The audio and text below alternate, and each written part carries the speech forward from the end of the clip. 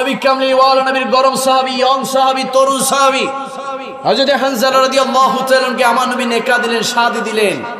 ও হানজালা, ইসলামের জন্য অনেক যুদ্ধ করেছো, অনেক জিহাদ করেছো, আজ আমি নবী তোমাকে শাদি দিচ্ছি, বিবাহ দিচ্ছি, আজ যুদ্ধে যেতে হবে না, যাও তুমি তোমার নববধূর কাছে যাও, বাসর ঘরে যাও, ফুলের ঘরে যাও। হানজালা বলতে লাগলেন, ইয়া রাসূলুল্লাহ, আমি ফুলের ঘর চাই না, বাসর ঘর চাই না, আমি হানজালা আপনি নবীর সাথে উহুদের ময়দানে যুদ্ধে যেতে চাই। চিৎকার দিয়ে বলি সুবহানাল্লাহ। আমার নবী বললেন, না হানজালা, আমি নবী তোমাকে হুকুম দিচ্ছি, যাও বাসর ঘরে যাও। আমার নবীর হুকুম মোতাবেক যখন বাসর ঘরে গেলেন, ফুলের ঘরে গেলেন, নববধূর কাছে গেলেন, যখন বাসর করলেন, হঠাৎ করে খবর আসলো মদিনাতুল মুনাওয়ারাতে আমার নবীকে নাকি উহুদের ময়দানে কতল করে শহীদ করে দেওয়া হয়েছে। এই খবর যখন হানজালা রাদিয়াল্লাহু তাআলা কানের মধ্যে আসলো, হানজালা রাদিয়াল্লাহু তাআলা ফুলের ঘর ফেলে, বাসর ঘর ফেলে, হাতের মধ্যে একটা তলোয়ার নিয়ে ঘর থেকে বেরিয়ে যেতে লাগলেন। স্ত্রী ডাক দিয়ে বলে, ও প্রাণের স্বামী, আজ না আমাদের বাসর ঘর, আজ না আমাদের ফুলের ঘর, আজ না আমাদের ফুলের ঘর, কোথায় যাচ্ছেন আমাকে ফেলে? হানজালা রাদিয়াল্লাহু তাআলা ডাক দিয়ে বলে, ও আমার স্ত্রী, আমি যার আশিক, আমি যার দিওয়ানা, আমার ওই কামলিওয়ালা নবীকে নাকি উহুদের ময়দানে কতল করে দিয়েছে। আমি হানজালা ফুলের ঘরে থাকতে পারবো না, আমি হানজালা বাসর ঘরে থাকতে পারবো না, আমি যাচ্ছি আমার নবীর কাছে হবে। আর যদি শহীদ হয়ে যায়, কাল হাসরের ময়দানে কামলিওয়ালা নবীর কদম মোবারকে দেখা হয়ে যাবে। চিৎকার দিয়ে বলে সুবহানাল্লাহ। এই কথা বলে হানজালা রাদিয়াল্লাহু তাআলা হাতের মধ্যে তলোয়ার নিয়ে উহুদের ময়দানে গেলেন। যাওয়ার পরে এক এক করে কাফিরের বাচ্চাদের, মুশরিকের বাচ্চাদের গর্দান তিনি ফেলে দিতে লাগলেন। হঠাৎ করে হানজালা রাদিয়াল্লাহু তাআলা কে মুশরিকের বাচ্চারা, কাফিরের বাচ্চারা কতল করে শহীদ করে দিয়েছে। যখন যুদ্ধ শেষ হলো, হানজালার স্ত্রী উহুদের ময়দানে এসে খোঁজ দিতে লাগলেন। আমার নবীকে বললেন, ইয়া রাসূলুল্লাহ, ইয়া হাবিবাল্লাহ, আপনার শাহাদাতের খবর শোনার সাথে রাতে হানজালা বাসর ঘর ফেলে, ফুলের ঘর ফেলে উহুদের ময়দানে চলে এসেছে যুদ্ধ করার জন্য। হানজালা কোথায়? আমার নবী ডাক দিয়ে বলল, ও সাহাবীরা, যাও আমার হানজালাকে খুঁজে বের করো। সাহাবায়ে কেরামরা বলতে লাগলেন, ইয়া রাসূলুল্লাহ, হানজালাকে মুশরিকের বাচ্চারা শহীদ করে দিয়েছে, কতল করে দিয়েছে। তখন আমার নবী বলতে লাগলো, যাও আমার হানজালার লাশটাকে আমি নবীর কাছে নিয়ে আসো, আমি নবী হানজালার লাশকে নিজেই জানাজার নামাজ দেব। সাহাবায়ে কেরামরা তন্ন করে হানজালা রাদিয়াল্লাহু তাআলা আনহুর লাশকে খুঁজতে লাগলেন। হানজালার লাশ পাওয়া যাচ্ছে না।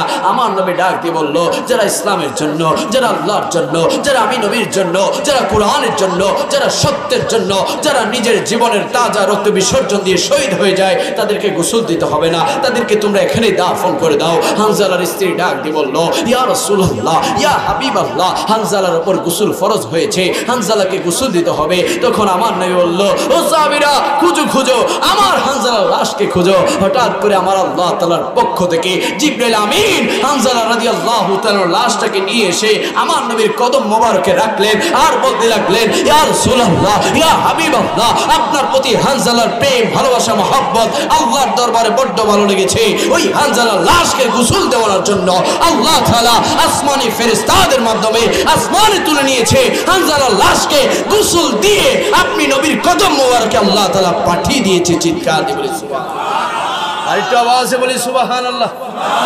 আমার নবীকে ভালোবাসে দাম কম না বেশি? আরেকটু আওয়াজে বলি, কম না বেশি? নবীকে ভালোবাসলে দাম অনেক বেশি। আরে বাবা, আমার নবীর একজন খাটো সাহাবী ছিল। কি সাহাবী বাবা? খাটো, দেখতে কুৎসিত, দেখতে বিশ্রী, পরনে ছিঁড়া কাপড় ছোবো। ওই সাহাবী আমার নবীকে কিভাবে ভালোবাসতেন বাবা, আর আমরা কি ভালোবাসি? আমরা তো সামান্য নবীকে ভালোবেসে হয়তো একটু প্যান্ডেল বানাইছি, একটু ওয়াজের ব্যবস্থা করছি, একটু তাবারকের আয়োজন করছি, সর্বোচ্চ একটু নবীকে ভালোবেসে হয়তো আমরা একটু দাঁড়িয়ে সালাম দিই, এছাড়া বাবা আমরা আর কি করি? কিন্তু নবীর সাহাবায়ে কেরামরা আমার নবীকে কত ভালোবাসতেন। আমার নবী কামলিওয়ালা নবী মসজিদে নববীতে তাকরীর করছেন, বয়ান করছেন, আর বলছেন, ও সাহাবীরা, ওই যে মসজিদে নববীর কোণার মধ্যে একজন সাহাবীকে দেখা যায়, তাকে একটু আমি নবীর কাছে নিয়ে আসো। যখন জুলাইবি রাদিয়াল্লাহু তাআলাকে আমার নবীর কাছে নিয়ে আসলো, সাহাবায়ে কেরামকে আমার নবী বলতে লাগলেন, ও সাহাবীরা তোমরা কি তাকে ছেড়ো, তোমরা কি তাকে ছেড়ো? সাহাবায়ে কেরামরা বলতে লাগলেন, ইয়া রাসূলুল্লাহ, ইয়া হাবিবাল্লাহ, আমরা তো তাকে ভালো করে চিনি না, আমরা তো তাকে ভালো করে চিনি না। আমার নবী ডাক দিয়ে বলল, সে দেখতে খাটো, সে দেখতে কুৎসিত, সে দেখতে বিশ্রী, তার পরনে ছেঁড়া কাপড় ছোপড়, তার টাকা নাই, পয়সা নাই, বংশ মর্যাদা নাই, এই জন্য বুঝি তোমরা চিনো না? সে হচ্ছে আমি নবীর সাহাবী জুলাইবি। জোরে বলি সুবহানাল্লাহ। ও জুলাইবি, তুমি কি নেকা করেছো? তুমি কি শাদী করেছো? তুমি কি বিবাহ করেছো? জুলাইবি রাদিয়াল্লাহু তাআলা বলতে লাগলেন, ইয়া রাসূলুল্লাহ, পরনে ছেঁড়া কাপড় ছোপড়, কে বা আমাকে বিবাহ দিবে? আমি বা কাকে বিয়ে করব? আবার নবী বললেন, তাহলে তুমি বিবাহ করো নাই। এইভাবে যখন দ্বিতীয় দিন আবার আমার নবী মসজিদে নববীতে বয়ান করছেন, ডাক দিয়ে বলল, ও সাহাবীরা, ওই যে কোণার মধ্যে সাহাবী দেখা যায়, তাকে একটু আমি নবীর কাছে নিয়ে আসো। যখন জুলাইবি রাদিয়াল্লাহু তাআলা আমার নবীর সামনে আসলেন, আমার নবী আবারও প্রশ্ন করলেন, ও জুলাইবি, তুমি কি বিবাহ করেছো? তুমি কি শাদী করেছো? জুলাইবি বলতে লাগলেন, ইয়া রাসূলুল্লাহ, গতকালই তো প্রশ্ন করেছেন, বলেছি শাদী করি নাই।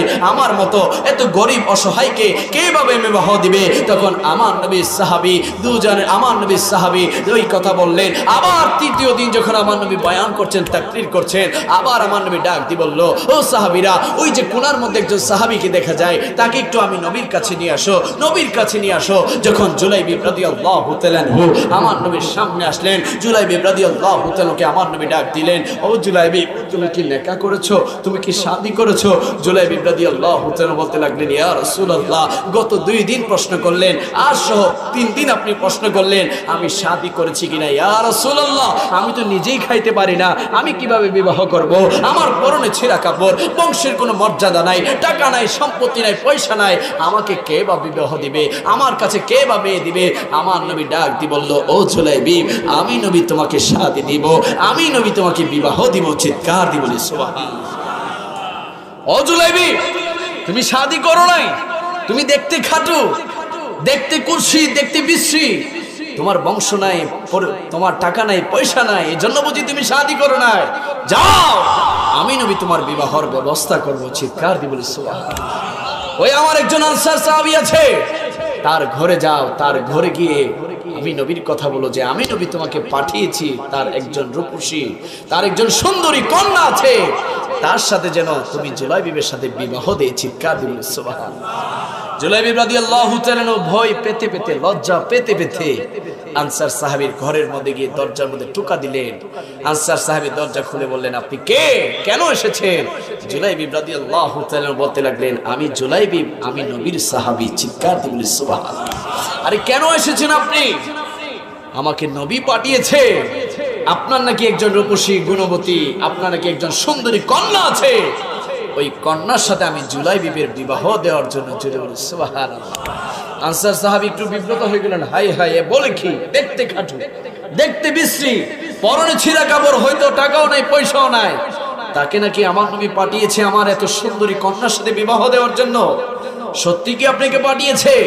জুলাইবি বলতে লাগলেন, হ্যাঁ, রাসূলুল্লাহ আমাকে পাঠিয়েছে আপনার সুন্দরী কন্যার সাথে নিকাহ দেওয়ার জন্য। তাহলে তুমি একটু দাঁড়াও, আমি আমার স্ত্রীর সাথে একটু পরামর্শ করি। স্ত্রীকে গিয়ে বলতে লাগলেন, আল্লাহর হাবিব নূর নবী মুহাম্মদ রাসূলুল্লাহ সাল্লাল্লাহু তাআলা আলাইহি ওয়াসাল্লাম একজন পাত্র পাঠিয়েছে, দেখতে বিশ্রী, দেখতে কুৎসিত, পরনে ছিঁড়া কাপড় চোপড়, হয়তো টাকাও নাই, পয়সাও নাই, সম্পত্তি নাই, বংশের কোনো পরিচয় নাই, তাকে নাকি পাঠিয়েছে আমাদের এত সুন্দরী কন্যার সাথে বিবাহ দেওয়ার জন্য।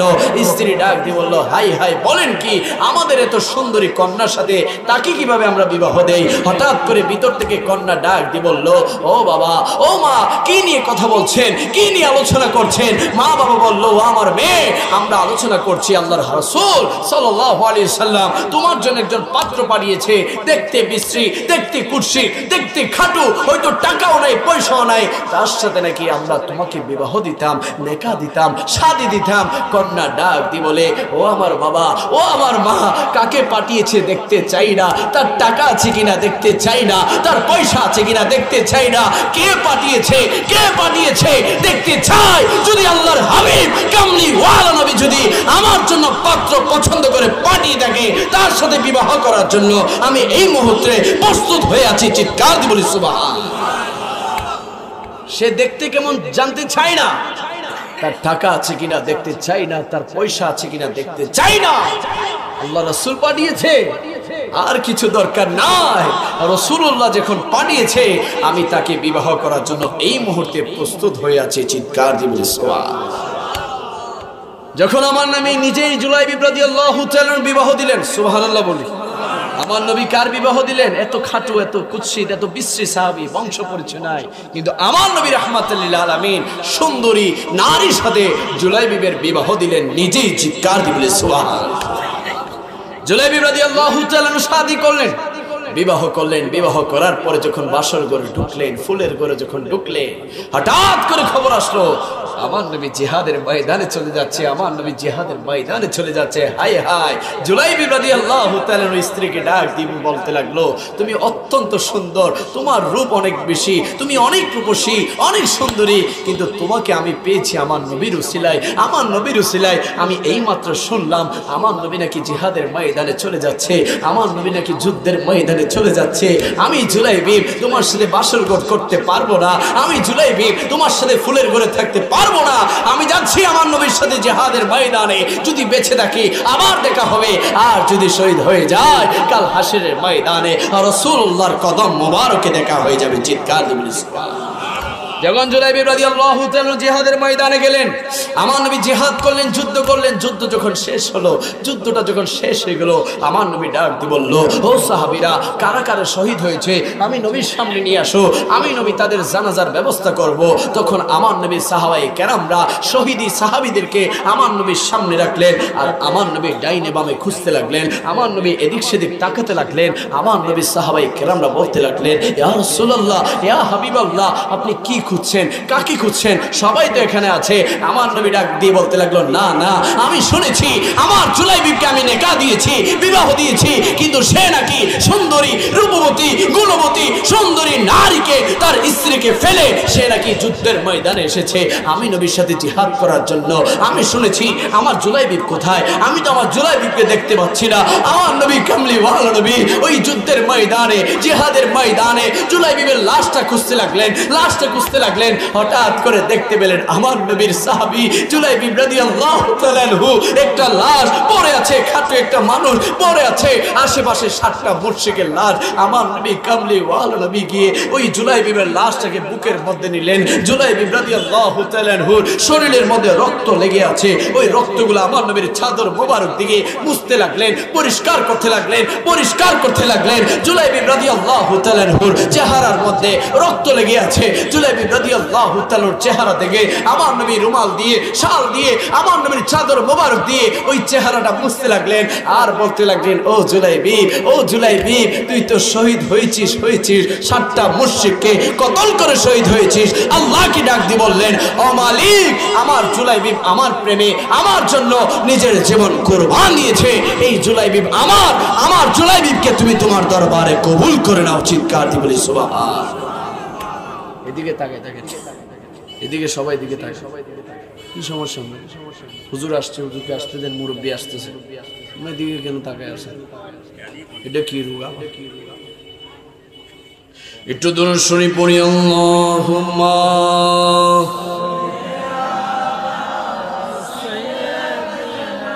মাওলানা মুহাম্মদ ওয়া আলা আলি সাইয়্যিদিনা। বাবারা, আপনাদের কষ্ট হয়ে যাচ্ছে? কষ্ট হচ্ছে বাবা? আমি কি গল্প বলছি এখানে? আল্লাহর হাবিবের প্রেমের মহাব্বতের কথা বলছি হাদিসে মোবারক থেকে, শোনার দরকার আছে না? আর এটা আওয়াজ বলে আছে না? জুলাইবিব রাদিয়াল্লাহু তাআলা আনহু যদি বাসর ঘর ফেলে, ফুলের ঘর ফেলে, আমার নবীর প্রেম নিয়ে যদি যুদ্ধের ময়দানে নবীর জন্য নিজের জীবন কুরবান করতে পারে, আমরাও নিজের জীবন নবীর জন্য কুরবান করতে চাই কি চাই না? হাই হাই, আমার নবী মসজিদে নববীতে বসা, সাহাবায়ে কেরামকে প্রশ্ন করতে লাগলেন, ও আমার সাহাবীরা, আমি নবী হয়তো আর বেশি দিন দুনিয়ার জমিনে থাকবো না, তবে আমি নবী যাওয়ার পূর্বে তোমাদেরকে আমি একটি প্রশ্ন করতে চাই, তোমরা কি কেউ আমি নবীর কাছে হক পাবে? সুবহানাল্লাহ বলি। নবী সাহাবায়ে কেরামকে কি প্রশ্ন করছেন? তোমরা কি কেউ আমি নবীর কাছে হক পাবে? সুবহানাল্লাহ বলবেন না? আর আমরা তো কত মানুষের হক মারি, সুফিসারি মরে যায়, ঠিক কিনা? ভাই ভাইয়ের হক মেরে দেয়, ভাই বোনের হক মেরে দেয়, এরকমও ঘটনা অ্যাভেলেবেল আছে না নাই? আছে বাবা, অ্যাভেলেবেল। এলাকায় এলাকায়, পাড়ায় পাড়ায়, ঘরে ঘরে ভাই ভাইয়ের হকটা মেরে দেয়। কিভাবে মারবে? এর জন্য একটা লং প্রসেস করে, লং পরিকল্পনা করে, যে এর থেকে যদি আমি একটু জায়গা বেশি পাই, হয়তো দুনিয়ার জমিনে আমি একটু শান্তিতে থাকতে পারবো, ঠিক কিনা বাবা? আরে দুনিয়ার জমিনে আমার সম্পদ বেশি পেয়ে শান্তিতে থাকবা, কবরে কিভাবে থাকবা একটু চিন্তা করো। হাসরের ময়দানে, মিজানের সামনে তোমার জবাব কি হবে চিন্তা করো। সুতরাং হক মারা যাবে। আমরা তো 10,000 টাকা হাওলাত দিলে আর 10 মাস কোনো খবর থাকে না, ঠিক কিনা? মোবাইলের মধ্যে নাম্বার ব্লক লিস্টে ফেলে দেয়, ঠিক কিনা? মেসেঞ্জারে ব্লক করে দেয়, হোয়াটসঅ্যাপে ব্লক করে দেয়, ইমোতে ব্লক করে দেয়। যে টাকা পাবে সে যদি এই রাস্তায় আসে, আমি আরেক রাস্তা দিয়ে যাই, ঠিক কিনা বাবা? কিন্তু দয়াল নবী, মায়ান নবী, রাহমাতুল লিল আলামিন নবী নিজেই প্রশ্ন করছেন সাহাবীদের কাছে, ও সাহাবীরা, আমি নবী তো চলে যাব, আমি নবী যাওয়ার পূর্বে তোমাদেরকে আমি প্রশ্ন করতে চাই, তোমরা কি কেউ আমি নবীর কাছে হক পাবে? সুবহানাল্লাহ। সমস্ত সাহাবায়ে কেরামরা এক বাক্যে, এক ডাকে বললেন, ইয়া রাসূলুল্লাহ, আমরা তো আপনি নবীকে মহব্বত করি, ভালোবাসি, নিজের জীবনের চাইতে বেশি ভালোবাসি। আমরা কেউ আপনি নবীর কাছে হক পাবো না, হক পাবো না, হক পাবো না। হঠাৎ একজন সাহাবী দাঁড়িয়ে বলতে লাগলেন, ইয়া রাসূলুল্লাহ, আমি ওকাশা আপনি নবীর কাছে হক পাবো। সুবহানাল্লাহ। সাহাবায়ে কেরামরা চিন্তা করতে লাগলেন, হাই হাই, আমরা যেখানে বললাম আমরা কেউ হক পাবো না, সে বলছে সে নাকি নবীর কাছে হক পাবে। তারা কথাবার্তা আলোচনা যখন শুরু করতে লাগলেন, আমার নবী ডাক দিয়ে বলল, সাহাবীরা খামোশ, চুপ থাকো, আমার উকাশাকে আমার সামনে আসতে দাও। উকাশা বলো, তুমি উকাশা আমি নবীর কাছে কি হক পাবে? উকাশা রাদিয়াল্লাহু তাআলা বলতে লাগলেন, ইয়া রাসূলুল্লাহ, ইয়া হাবিবাল্লাহ, ওই যে খন্দকের যুদ্ধের ময়দানে, যখন যুদ্ধের ময়দানে আমরা গিয়েছিলাম, ওই যুদ্ধের ময়দানে একটা 9 কিলোমিটার খাল খনন করার জন্য আপনি নবী আমাদেরকে হুকুম দিয়েছিলেন। ওই 9 কিলোমিটার লম্বা খাল আমরা খনন করার সময়, আমরা যখন বিশৃঙ্খলভাবে, আমরা যখন বেলাইনে কাজ করতেছিলাম, আমাদের লাইন থেকে সোজা করার জন্য আপনি নবী খেজুরের ঢাল নিয়ে আমি উকাশার পিঠের মধ্যে আস্তে করে 2টা বাড়ি দিয়েছিলেন, আর বলেছিলেন, তুমি তোমার লাইনটাকে সোজা করে তুমি কাজ করো। ওই খন্দকের ময়দানে আপনি রাহমাতুল লিল আলামিন নবী নিজেও কোদাল দিয়ে মাটি কেটেছিলেন। জোরে বলি সুবহানাল্লাহ। আমার নবী কি কাটছে? মাটি কাটছে। কেন কাটছে জানেন নি বাবা? আমার নবী কাটছে এই জন্যই, আমার নবী শিক্ষা দিয়েছে, 1450 বছর পরে আমি নবী চলে যাওয়ার পরে আমার অনেক উম্মতরা আছে যারা মাটি কাটতে হবে, যারা রিক্সা চালাতে হবে, যাদের ভ্যান চালাতে হবে, যারা জুতার মুসিগিরি করতে হবে, তারা যেন কখনো মনটাকে ছোট না করে, তারা যেন চিন্তা করে মাটি কাটছি কি হচ্ছে, গরু ছাড়াচ্ছি কি হচ্ছে, ছাগল পালতেছি কি হচ্ছে। আরে রাহমাতুল লিল আলামিন নবী নিজেও তো মাটি কাটতেন। চিৎকার দিয়ে বলে সুবহানাল্লাহ। আমার নবী নিজেও তো বকরি ছড়াতেন, আমার নবী নিজেও তো কৃষি কাজ করতেন। এই জন্যই আমার নবী এই কাজগুলা করে আমাদেরকে শিক্ষা দিয়েছে, যেন উম্মত মনকে ছোট না করে, উম্মত যেন কোনো কাজকে ছোট করে না দেখে।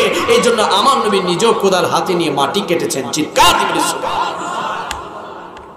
উকাশা রাদিয়াল্লাহু তাআলা বলতে লাগলেন, ইয়া রাসূলুল্লাহ, ওই খন্দকের ময়দানের লাইনটা সোজা করার জন্য আপনি রাসূলুল্লাহ খেজুরের ঢাল হাতে নিয়ে আমি উকাশার পিঠের মধ্যে আস্তে করে 2টা বাড়ি দিয়েছিলেন যেন লাইনটাকে সোজা করি। ইয়া রাসূলুল্লাহ, ওই যে আপনি আমাকে 2টা আঘাত করেছিলেন, বাড়ি দিয়েছিলেন, আমি উকাশা আপনার কাছে ওই 2টা আঘাতের হক পাবো। সাহাবায়ে কেরামরা অবাক হয়ে গেলেন, হাই হাই, বলে কি? ফারুক আযম রাদিয়াল্লাহু তাআলা হাত বলতে লাগলেন, হাই হাই, কি বলে? নবী একে প্রহার করেছে লাইন সোজা করার জন্য, সে নাকি আজ রাসূলুল্লাহ থেকে হক আদায় করবে। উকাশা খামোশ, কি বলছো? চিন্তা ভাবনা করে কথা বলো। আমার নবী ডাক দিয়ে বলল, ও ফারুক আযম, চুপ থাকো, আমার উকাশাকে আমার কাজ করতে দাও, আমার উকাশাকে তার হক আদায় করতে দাও। উকাশা তুমি কি চাও? উকাশা রাদিয়াল্লাহু তাআলা বলতে লাগলেন, ইয়া রাসূলুল্লাহ, আপনি যেমনি ভাবে আমাকে আঘাত করেছিলেন, আমি উকাশা হচ্ছে আপনি নবীকে আঘাত করতে। আমার নবীর সাথে সাথে ডাক দিয়ে বলল, ও বেলাল, যাও খেজুরের ঢাল নিয়ে আসো, আমার উকাশার হাতে দাও। যখন উকাশা রাদিয়াল্লাহু তাআলার হাতের মধ্যে খেজুরের ঢাল দিলেন, উকাশা রাদিয়াল্লাহু তাআলা আমার নবীর পিছনে গেলেন, পিঠের দিকে গিয়ে বললেন, ইয়া ইয়া রাসূলুল্লাহ, আপনি যখন আমাকে আঘাত করেছিলেন, আপনি নবী যখন আমাকে প্রহার করেছিলেন, আমার শরীরের মধ্যে কোনো কাপড় ছিল না, আমার পরনে কোনো কাপড় ছিল না, কিন্তু আপনি রাসূলুল্লাহর শরীর মোবারকে আমি চাদর দেখতে পাচ্ছি, আপনি রাসূলুল্লাহর শরীর মোবারকে আমি কাপড় দেখতে পাচ্ছি। একটু কাপড়টা যদি সরাতেন তাহলে আমার কাজটা করতে আমার জন্য সুবিধা হতো, একটু সুবিধা হতো। আমার নবী রাহমাতুল লিল আলামিন নবী ডাক দিয়ে বলল, ও কাশা যাও, আমি তোমার জন্য আমার চাদর সরিয়ে দিলাম। ও কাশা রাদিয়াল্লাহু তাআলার সামনে যখন আমার নবী চাদর সরিয়ে দিলেন, আমার নবীর সাহাবী হযরত উকাশা রাদিয়াল্লাহু তাআলা হাত থেকে খেজুরের ডাল ফেলে তার ঠোঁট দিয়ে আমার নবীর পিঠ মোবারকের মোহরে নবুয়তে চুমু খেয়ে দিলেন। চিৎকার দিয়ে বলি সুবহানাল্লাহ, আর একটু আওয়াজে বলি সুবহানাল্লাহ। আমার নবী ডাক দিয়ে বলে, উকাশা তুমি কি তোমার প্রতিশোধ নিবে না? তুমি কি তোমার হক আদায় করবে না? উকাশা রাদিয়াল্লাহু তাআলা বলতে লাগলেন, ইয়া রাসূলুল্লাহ, ইয়া হাবিবাল্লাহ, জীবন একটি স্বপ্ন ছিল, জীবন একটি ইচ্ছা ছিল, জীবন একটি আকাঙ্ক্ষা ছিল। আপনি নবীর জিসিম মোবারক, আপনি নবীর শরীর মোবারক জীবনে একটি বার হলো খালি চোখে দেখার, আপনি নবীর শরীর মোবারকটা দেখার বড্ড ইচ্ছা ছিল। আর আপনি নবীর পিঠ মোবারকের মধ্যে যে মোহরে নবুয়ত আছে, ওই মোহরে নবুয়তে চুমু দেওয়ার বড় খায়েশ ছিল, বড় ইচ্ছা ছিল। আজ ওই উসিলায়, আজ খন্দকের ময়দানের প্রতিশোধের উসিলা নিয়ে আপনি রাসূলুল্লাহ পিঠ মোবারকের মোহরে নবুয়তে চুমু খেয়ে দিলাম। চিৎকার সুবহানাল্লাহ। এটা ছিল নবীর প্রতি প্রেম, ভালোবাসা, মুহাব্বত। এটা ছিল নবীর প্রতি জজবা, এটা ছিল নবীর প্রতি ইশক, মুহাব্বত। ওই মুহাব্বত আমরা নবীকে দেখাতে চাই কি চাই না? আরে বাবা, আমরা নবীকে তো ভালোবাসতেই জানি না, জানি না বাবা, জানি না। হায়াত তো পার করে ফেলেছেন, অনেকের 60-70 হয়ে গিয়েছে, অনেকের 80 হয়ে গিয়েছে। জীবনভর কি করেছেন নিজেও জানেন না, কতটা নবীকে প্রেম মহব্বত দেখিয়েছেন নিজেও জানেন না, কয়টা রাত আপনি জাগ্রত থেকে নবীর জন্য তাহাজ্জুদ পড়েছেন নিজেও জানেন না, দিনে কয়বার দুরূদ শরীফ পড়েছেন আমিও বলতে পারবো না, আপনিও বলতে পারবেন না। কিন্তু খোদার কসম করে বলছি, এই মুহূর্তেও ওই মদিনাতুল মুনাওয়ারার সবচেয়ে গুম্বাদের নিচে রওজে আতহারে আমার নবী এখনো আমার জন্য, আপনার জন্য রওজে আতহারের মধ্যে শুয়ে শুয়ে বারবার বলছে, উম্মতি উম্মতি উম্মতি। ওই দয়াল নবীকে আমরা আমাদের জীবনে একটি বার হলো দেখতে চাই কি চাই না? আমার নবী সাহাবী হযরত কাতাদা রাদিয়াল্লাহু তাআলা, সুবহানাল্লাহ বলে, আমার নবী বদরের ময়দানে যুদ্ধ করতে লাগলেন। আমার নবীর সাথে কাতাদা রাদিয়াল্লাহু তাআলা যুদ্ধ করতে লাগলেন। যুদ্ধ করতে করতে কাফির বাচ্চারা, মুশরিকের বাচ্চারা দূর থেকে তীর মেরে কাতাদা রাদিয়াল্লাহু তাআলা দুইটা চক্ষু বের করে ফেলে, দুইটা চক্ষু বের করে ফেলে। যখন দুইটা চক্ষু বের করে ফেলে কাতাদা রাদিয়াল্লাহু তাআলা ওই দুইটা আহত চোখ নিয়ে আমার নবীর কাছে গিয়ে বলতে লাগলেন, ইয়া রাসূলুল্লাহ, ইয়া হাবিবাল্লাহ, আল্লাহর জন্য, রাসূলুল্লাহর জন্য, আপনি নবী ইসলামের জন্য ওই কাফিরের বাচ্চারা তীর মেরে আমার দুইটা চক্ষু বের করে ফেলেছে। ইয়া রাসূলুল্লাহ, আপনার কাছে ফরিয়াদ করছি, আমার দুইটা চোখ আপনি আবার ভালো করে দেন, আমার দুইটা চোখ আপনি আবার ভালো করে দেন। আমার নবী ডাক দিয়ে বলল, ও কাতাদা, চোখ তো আহত হয়ে গিয়েছে, চোখ তো বের হয়ে গিয়েছে, তুমি আর চোখ দিয়ে কি করবে, কি করবে, কি করবে? কাতাদা রাদিয়াল্লাহু তাআলা বলতে লাগলেন, ইয়া রাসূলুল্লাহ, আমি চোখ চাই, চোখ চাই। আমার নবী বলল, না, তোমার চোখের কোনো প্রয়োজন নেই, বরং আমি নবী তোমাকে জান্নাতের সুসংবাদ দিচ্ছি, জান্নাতের সুসংবাদ দিচ্ছি। কাতাদা রাদিয়াল্লাহু তাআলা চিৎকার দিয়ে বলতে লাগলেন, ইয়া রাসূলুল্লাহ, ইয়া হাবিবাল্লাহ, আমি জান্নাত চাই না, আমি জান্নাত চাই না, আমি চোখ চাই। আমার নবী ডাক দিয়ে বলল, ও কাতাদা, তুমি কেন চোখ চাও, তুমি কেন জান্নাত চাও না? কাতাদা রাদিয়াল্লাহু তাআলা বলতে লাগলেন, ইয়া রাসূলুল্লাহ, আমি জান্নাত দিয়ে কি করব? আমার চোখের প্রয়োজন, কেন না আমি আমার এই দুই চক্ষু দিয়ে আপনি নবী জান্নাতের মালিক রাহমাতুল লিল আলামিনকে দেখতে চাই। চিৎকার করে সুবহানাল্লাহ। ইয়া রাসূলুল্লাহ, আমি জান্নাত দিয়ে কি করব? জান্নাতের মালিক তো আমার সামনে আছে, আমাকে চোখ দান করেন, আমার চোখটা ভালো করে দেন, আমি আমার এই দুই চক্ষু দিয়ে জান্নাতের মালিক আপনি রাহমাতুল লিল আলামিনের নূরানি চেহারা মুবারক দেখতে চাই। চিৎকার। এটা ছিল মহব্বত বাবা, মহব্বত, এটা ছিল ভালোবাসা। ওই নবীর ভালোবাসা আমরা প্রত্যেকে আমাদের অন্তরে রাখতে চাই কি চাই না? রাখবেন তো বাবা ইনশাআল্লাহ, নাকি এই কান দিয়ে ঢুকাই এই কান দিয়ে বাইর করে ফেলবেন? নবীর ভালোবাসা অন্তরে রাখার দরকার আছে না? আরে বাবা, আমার নবী কামলি ওয়ালা নবী রাহমাতুল লিল আলামিন নবী কত আমাদেরকে ভালোবাসতেন। শুধু আমার নবী আমাদেরকে ভালোবাসতেন না, আমার নবীর আহলে বায়াত আমাদেরকে ভালোবাসতেন। চিৎকার দিয়ে বলি সুবহানাল্লাহ। আমার নবী কামলি ওয়ালা নবী একবার মদিনাতুল মুনাওয়ারা থেকে 3 দিন ধরে নিখোঁজ বাবা। কয় দিন ধরে? আমার নবীকে পাওয়া যাচ্ছে না, আমার নবী 3 দিন ধরে নিখোঁজ। আমার নবীকে সিদ্দিক আকবর খুঁজছেন, আমার নবীকে ফারুক আজম খুঁজছেন, আমার নবীকে ওসমান গনি জুন্নুরাইন মাওলা আলী শের খোদা খুঁজতেছেন, আমার নবীকে পাওয়া যাচ্ছে না। তখন সিদ্দিক আকবর রাদিয়াল্লাহু তাআলা আনহু পেরেশান হয়ে গেলেন। ফারুক আজম রাদিয়াল্লাহু তাআলা আনহু হাতের মধ্যে তলোয়ার নিয়ে ঘোষণা দিলেন, ও মক্কার কাফেররা, ও মদিনার কাফেররা, ও মুশরিকরা, ও বেঈমানের বাচ্চারা, বল নবীকে কোথায় রেখেছিস? নবীকে কোথায় তোরা রেখেছিস? আমার নবীকে কেন আমরা পাচ্ছি না? তখন সিদ্দিক আকবর রাদিয়াল্লাহু তাআলা বলতে লাগলেন, ও ভাই ফারুক আজম, একটু শান্ত হও, চলো আমরা নবীকে একটু খুঁজে বেড়াই, নবীকে খুঁজলে হয়তো আমরা নবীকে পেয়ে যাব। তখন সাহাবায়ে কেরামরা সিদ্দিক আকবর এবং ফারুক আজম রাদিয়াল্লাহু তাআলা আমার নবীকে খুঁজতে মদিনার উদূরে চলে গেলেন। হঠাৎ করে দেখতে পেলেন একজন রাখাল 2টা উট নিয়ে দাঁড়িয়ে আছে। ওই রাখালকে গিয়ে সিদ্দিক আকবর বলতে লাগলেন, ও ভাই রাখাল, তুমি কি আমাদের নবীকে দেখেছো? রাখাল বলতে লাগলো, না, আমি তো তোমাদের নবীকে চিনি না, তবে আজ 3 দিন ধরে ওই পাহাড়ের চূড়া থেকে একটা কান্নার আওয়াজ শোনা যাচ্ছে। ওই কান্নার মধ্যে বারবার বলছে, রব্বি হাবলি ইয়া উম্মতি। ওই কান্নার আওয়াজের কারণে আমার 2টা উট আজ 3 দিন ধরে কান্না করছে, এক কদম সামনেও যাচ্ছে না, এক কদম পিছও যাচ্ছে না। আমি 3 দিন ধরে এখানে দাঁড়িয়ে আছি, আমার উটগুলা যাচ্ছে না। সিদ্দিক আকবর রাদিয়াল্লাহু তাআলা বলতে লাগলেন, ও ভাই ফারুক আজম, ওই পাহাড়ের চূড়ার মধ্যে যিনি কান্না করছেন তিনি আর কেউ নয়, তিনি হচ্ছেন আমাদের দয়াল নবী, মায়ার নবী। চিৎকার দিয়ে বলি সুবহানাল্লাহ। সিদ্দিক আকবর রাদিয়াল্লাহু তাআলা ফারুক আজম রাদিয়াল্লাহু তাআলা যখন পাহাড়ের চূড়ার মধ্যে গেলেন, দেখতে পেলেন রাহমাতাল লিল আলামিন অসহায় হয়ে সিজদার মধ্যে বারবার বলছে, রব্বি হাবলি ইয়া উম্মতি। সিদ্দিক আকবর সালাম দিলেন, ফারুক আজম সালাম দিলেন, ইয়া রাসূলুল্লাহ, ইয়া হাবিবাল্লাহ, আজ 3 দিন ধরে আপনি নিখোঁজ হয়েছেন, আপনাকে খুঁজতে আমরা পেরেশান হয়ে গিয়েছি, আপনি বুঝি এখানে কান্না করছেন? ইয়া রাসূলুল্লাহ, সিদ্দিক আকবর বলতে লাগলেন, ইয়া রাসূলুল্লাহ, আমি আবু বকর ইসলাম গ্রহণ করার পর থেকে যতগুলো আমল করেছি, নামাজ পড়েছি, রোজা রেখেছি, দান সাদকা করেছি, সমস্ত আমলের সবগুলা আপনি নবীর উম্মতের জন্য আজ কুরবান করে দিলাম। চিৎকার দিয়ে বলি সুবহানাল্লাহ। তারপরে আমার নবী সিজদা থেকে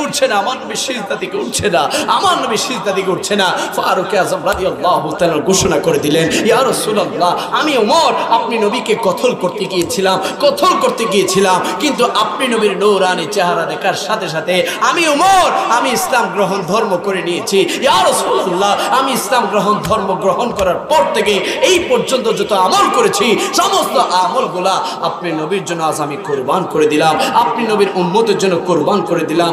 তারপর আপনি নবী একটু সিজদা থেকে উঠেন, আমার নবী সিজদা থেকে উঠছে না। সিদ্দিক আকবর রাদিয়াল্লাহু তাআলা ডাক দিয়ে বললেন, ও ভাই ফারুক আজম, যাও ফাতেমার কাছে খবর পাঠাও, আলীর কাছে খবর পাঠাও, তারা যেন হাসান হুসাইনকে নিয়ে নবীর কাছে আসে। যদি ইমাম হাসান হুসাইন যদি নবীকে অনুরোধ করে, নবী উঠবে। যখন ফাতেমা রাদিয়াল্লাহু তাআলা আনহার কাছে খবর পাঠানো হলো, আমার নবীর খোঁজ পাওয়া গিয়েছে, মাওলা আলী শের খোদা আলী রাদিয়াল্লাহু তাআলা আনহু, ফাতেমা রাদিয়াল্লাহু তাআলা আনহা এবং ইমাম হাসান হুসাইন রাদিয়াল্লাহু তাআলা আনহুমাকে নিয়ে যখন পাহাড়ের চূড়ার মধ্যে আসলেন, আমার নবী এখনো কান্না করছে। ফাতেমা ডাক দিয়ে বলে, ও বাবা, ইয়া রাসূলুল্লাহ, আজ 3 দিন ধরে আপনি এখানে বুঝি কান্না করছেন? আমরা পেরেশান হয়ে গিয়েছি, অস্থির হয়ে গিয়েছি। ইয়া রাসূলুল্লাহ, আর কান্না করবেন না। আমি ফাতেমা, আমি যত আমল করেছি, যত ইবাদত করেছি, সমস্ত ইবাদতের সব আপনি নবীর উম্মতের জন্য কুরবান করে দিলাম। আমার নবী তারপরও সিজদা থেকে ওঠে না। হঠাৎ করে মা ফাতেমা বলতে লাগলেন, ইয়া রাসূলুল্লাহ, ইয়া হাবিবাল্লাহ, আমি ফাতেমা আমার কলিজার টুকরা 2টা সন্তান হাসান এবং হুসাইনকে আপনি নবীর উম্মতের জন্য আজ কুরবান করে দিলাম। চিৎকার দিয়ে বলি সুবহানাল্লাহ। আমার নবী ডাক দিয়ে বলল, ফাতেমা, কি দোয়া করেছো, কি ফরিয়াদ করেছো? আমার আল্লাহ তো কবুল করে নিয়েছে।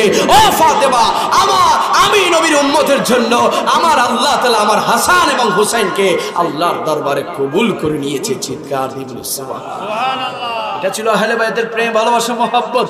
ওই আহলে বায়াতকে আমরা সবাই ভালোবাসতে চাই কি চাই?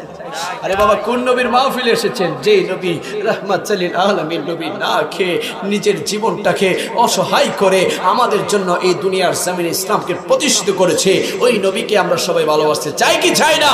আরে আমার নবীর সাহাবী, একজন সাহাবী গিয়ে বলতে লাগলো, ইয়া রাসূলুল্লাহ, ইয়া হাবিবাল্লাহ, দুর্ভিক্ষ চলছে, পেটের ক্ষুধার যন্ত্রণা সহ্য করতে পারছি না, আজ 3 দিন ধরে না খেয়ে আছি, পেটের মধ্যে পাথর বেঁধে রেখেছি, ক্ষুধার যন্ত্রণা সহ্য করতে পারছি না।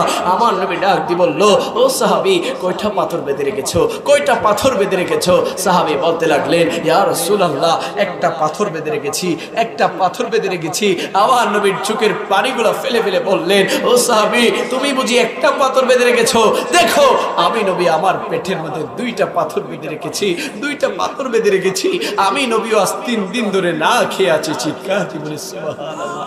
যেই নবী খেয়ে না খেয়ে দুনিয়ার জমিনে ইসলামকে প্রতিষ্ঠিত করেছে, ওই নবীর ইসলাম মোতাবেক আমরা আমাদের নিজের জীবন সাজাতে চাই কি চাই না?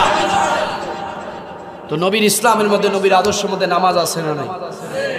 আওয়াজে বলি বাবা, নবীর নামাজ আছে না নাই? কয় ওয়াক্ত? ডেইলি কয় ওয়াক্ত?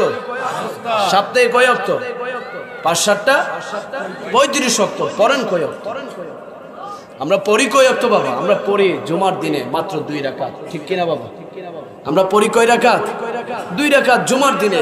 অনেক যুবক ভাইরা আছো, আমি দেখতে পাচ্ছি তোমরা তো মাহফিল পছন্দ করো না। তোমরা এখন মাহফিল পছন্দ করো না, এই জন্য মাহফিলে আসো না। এদিক সেদিক তোমরা ঠিকই আড্ডা দিচ্ছ, মোবাইল চালাচ্ছ, ফেসবুকে স্ক্রল করছো। তুমিও যুবক, আমিও যুবক, আমি বুঝি সবকিছু। তোমাদের কাছে এখন আল্লাহর কোরআনের কথা ভালো লাগে না, তোমাদের কাছে ওই দুনিয়ার রং তামাশা ভালো লাগে। তুমিও যুবক। আজকে যারা এখানে মুরব্বী বসে আছে, তারাও একসময় যুবক ছিল, তারা এখন মুরব্বী হয়ে গিয়েছে। সময় থাকতে ইসলামের পথে আসো। শরীরের মধ্যে শক্তি আছে, যৌবন আছে, রক্ত টকবক করছে। হয়তো মনে করছো আমাকে কে বা মারবে, আমাকে কে বা ধরবে, আমি তো দুনিয়ার জমিনে আরো 5-10 বছর, 50 বছর, 60, 100 বছর আমি আরো থাকবো। আমার বাবার তো টাকা আছে, আমার তো ক্ষমতা আছে, আমি তো অমুক নেতার কর্মী, আমি তো তমুক নেতার কর্মী। তুমি হয়তো ভাবছো তোমাকে কেউ ধরতে পারবে না। আল্লাহ বলছে, দুনিয়ার জমিনে বান্দা তুই অহংকার করছিস, তুই মনে করছিস তোকে কেউ ধরতে পারবে না। আমি আল্লাহ তাআলা যখন বলবো